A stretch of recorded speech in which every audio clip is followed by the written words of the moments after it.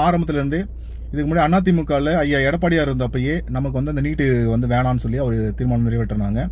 அதுக்கடுத்து திமுக ஆட்சி வந்தவொடனே தலைவர் முத்துவேல் கருணாநிதி ஸ்டாலின் அவர் வந்து ஏகே ராஜன் ஒரு குழுவை போட்டு அந்த குழுவின் பரிந்துரையில் நமக்கு நீட்டே வேணாம் அப்படின்னு சொல்லிட்டு ஒரு ஸ்டாண்ட் எடுத்தாங்க. அந்த நீட் வேணான்றது திமுகவுடைய பிகினிங் ஸ்டேஜ்லேருந்து இன்னி வரைக்கும் அதுதான். என் தங்கச்சி வித்யா இறந்தப்போ எனக்குள்ள ஒரு பெரிய பாதிப்பை ஏற்படுத்துச்சு.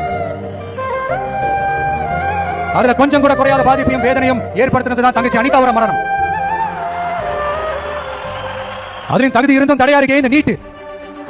அப்ப ஒரு முடிவு பண்ணாங்க, வாய் நிறைய விஜயனா நம்மள மனசார கூப்பிடுற இந்த பெண் பிள்ளைங்களோட கல்வி வாழ்க்கைன்னு எல்லாத்துலயும் ஒரு நிரந்தர பாதுகாப்பு ஏற்படுத்தணும். நிலைப்பாடு என்ன கேட்டீங்கன்னா, தாவேக்கோட நிலைப்பாடும் அந்த கட்சியோட தலைவரா இருக்கிற திரு விஜய் அவர்களும் நிலைப்பாடும் சரிதான். இப்போ தமிழ்நாடுடைய முதல்வராக இருக்காரு மாண்புமிகு விஜய் அவர்கள் தமிழ்நாடுடைய குரலா என்ன பதிவு பண்ணியிருக்காரு. இது வரைக்கும் நேற்று நடந்த அந்த மாணவர்களுடைய போராட்டத்தை ஒன்றியத்தில் இருக்கிற உள்துறை அமைச்சகம் கண்ட்ரோலில் இருக்கிற போலீஸை வச்சு தடியடி நடத்தியிருக்காங்க.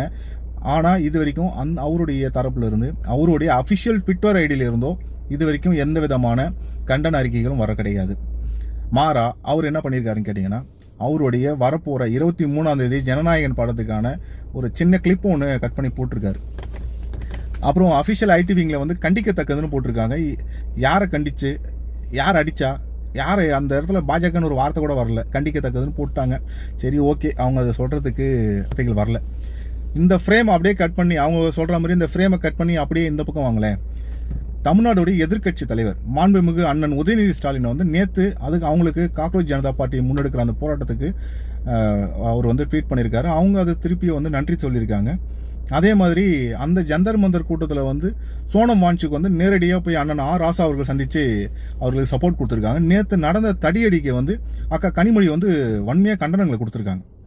இது வரைக்கும் இந்த பற்றின ஒரு செய்திகள் கூட அஃபிஷியலாக விஜய் வந்து அவருடைய மாண்புமிகு விஜய் அவர்கள் வந்து இது வரைக்கும் ஒரு செய்தி கூட விட கிடையாது.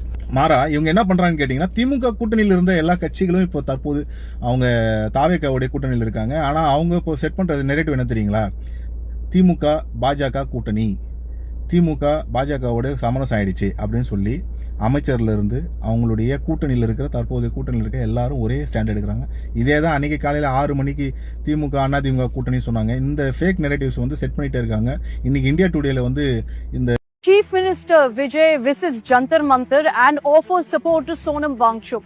You may have seen this headline repeatedly along with the video. I'll first begin by telling you it's 100% false.